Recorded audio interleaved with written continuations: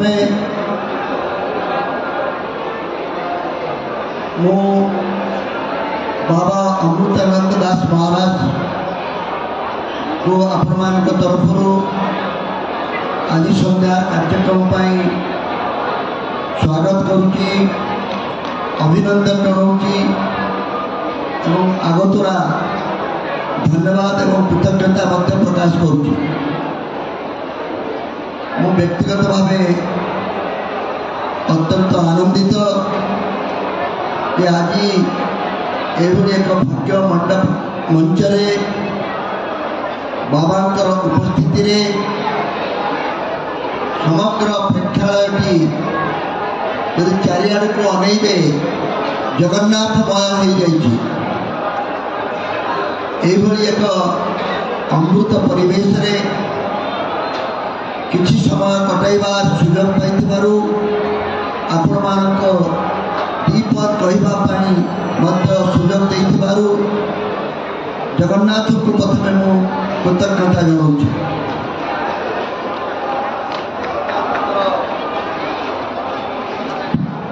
जगन्नाथ आशीर्वाद नथिले एभली सुयोग मिले नहीं। आपण माने समस्ते जो माने एकाठी होती समस्ते तांकर भक्त एवं ठाकुरंकर संपर्क रे मु विशेष किसी कहूना मु केवल गोटे गुरु मंत्र जानी मते गुरु कही जो जगन्नाथ को संपर्क रे ज्ञान देवाई प्रवचन देवाई तुम ठारू अधिक ज्ञानी प्रवचक थे से द्रुत ज्ञान देखा चेष्टा करूँ ना।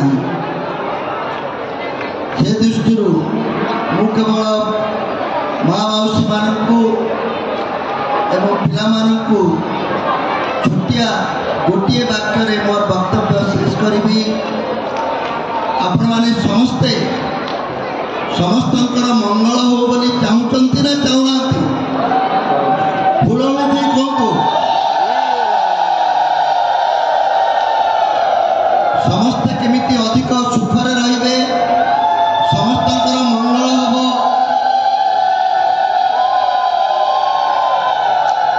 आम चाहूँ ना चाहूना से जगन्नाथ को मत प्रार्थना करूँ।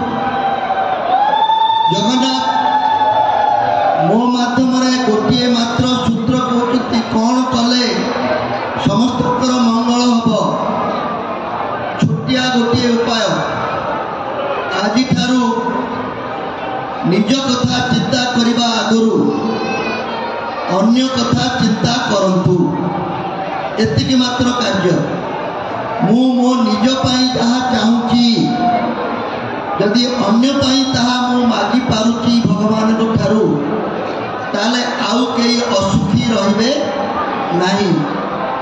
मु सुख निज पाई चाहूँगी किंतु प्रथमे मु संजय बाबू को सुखी करि पारिले से भी खुशी मु भी खुशी समस्त जदि अन्य जनक पाई मंगल कामना करिबे अमंगलिया आउ कहीं ए दुनिया रे रहिबे नहीं।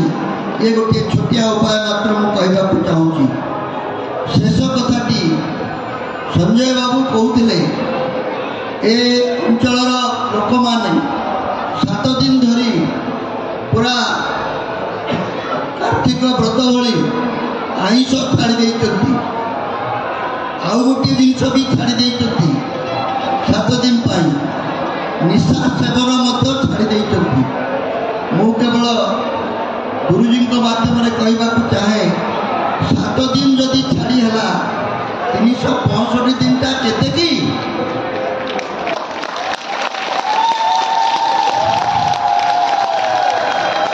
जो मैंने कहते पान छाड़ी हम ना गुटका छाड़ी हम ना मिछ कहवा छाड़ी हम ना सब कथा छाड़ी हम मनीष जहाँ चाहब ताहा करिपारिबो जहाँ को अपनाइबा को चाहब करिपारिबो जहाँ को छाड़वा को चाहब छाड़ी पारिबो। आपण मानकर मने थिबो गत राखी पूर्णिमा रे माँ मौसी मान माध्यम गोटे छोटिया कार्यक्रम आरंभ करी जे आम सरकार को किसी कहवा ना अन्य क्या किसी कहवा ना